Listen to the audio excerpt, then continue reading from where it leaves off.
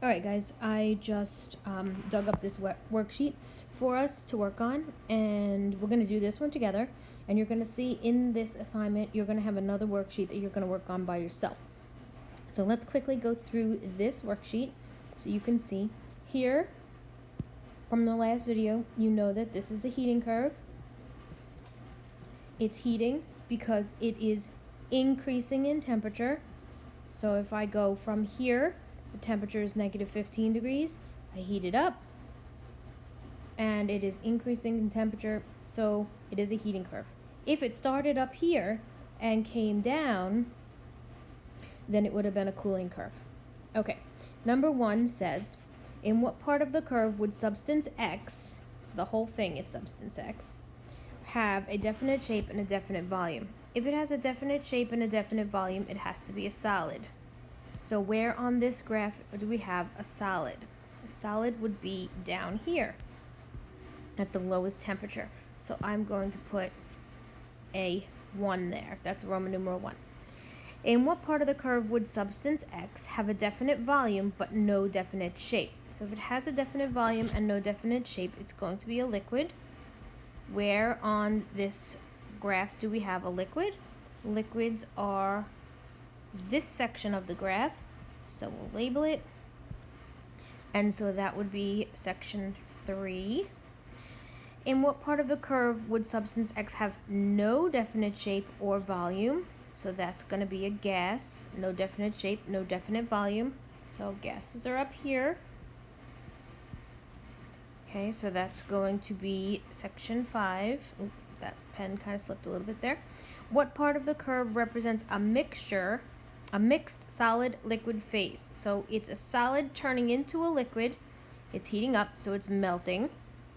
And that is going to be right here, solid going to a liquid. And so that's section 2. And where do we have a curve representing mixed liquid vapor? So vapor means gas.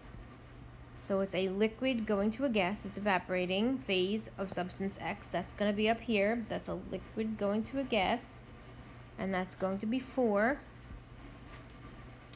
What is the melting temperature? All right, where is this sucker melting? Well, it's melting when it's turning from a solid to a liquid.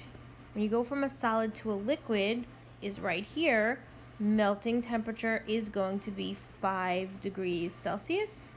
So 5 degrees. And where is it boiling? That's when it's going from a liquid to a gas. And that is up here.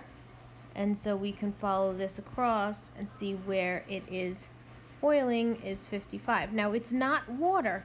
I know it's not water because water should be melting at 0 degrees and boiling at 100 degrees. But this is melting at 5 degrees and boiling at 55 degrees Celsius. So this is not water. Alright, so the second page of this worksheet, I just copied the graph over here. I didn't copy the answers that we just did in the beginning of this video, but the answers, I copied the second page of this worksheet so we can see what we're doing, and the graph. It says, in what part or parts of the curve would there be an increasing kinetic energy? Well, you have to remember that kinetic energy is the same as temperature.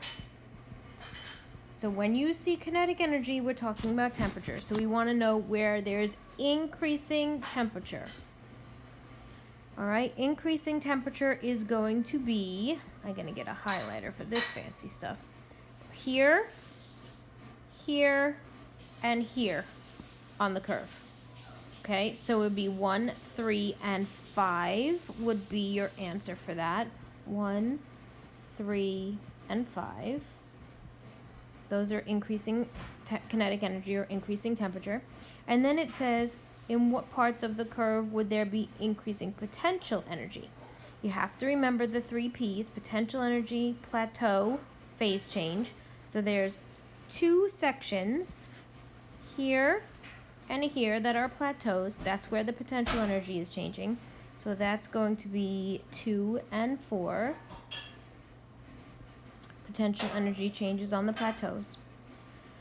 All right, number 10 says, in what part of the curve would the molecules of substance X be the furthest apart? All right, this goes back to our first week of school when we did particle diagrams.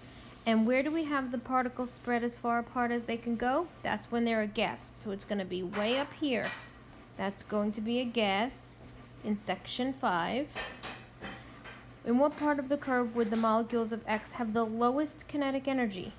Again, kinetic energy is temperature. So when you see kinetic energy, just change the word to temperature. Read the question again. In what part of the curve would the molecules of X have the lowest temperature? Right here. So it's going to be in section 1.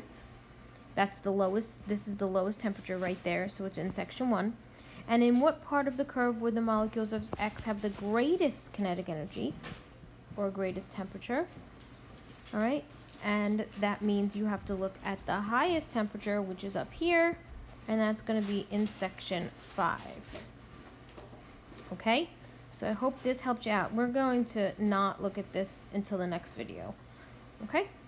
So now if you need to review this, go ahead and review it. And then go and do the worksheet that I gave you in your class assignment.